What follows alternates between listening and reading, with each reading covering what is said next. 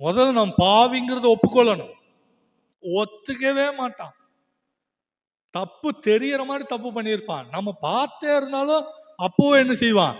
நான் தப்பு பண்ணலையே, நானு என்ன செய்யல, தவறு செய்யல, குற்றம் செய்யலையே, அப்படிதான் சொல்லுவாங்க.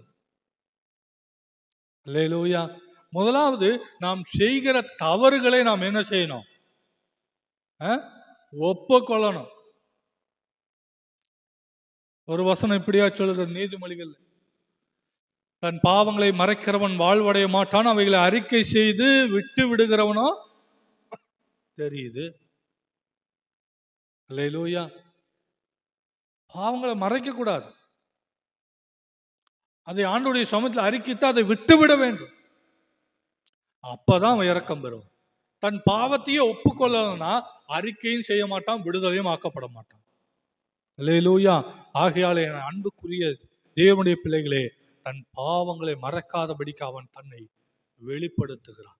தன்னுடைய பாவத்தை அவன் ஆண்டவருடைய சமூகத்திலே ஒப்புக்கொள்கிறான். ஆண்டவரே, பாவியாய் என் மேலே கிருபையாயிரும் என்று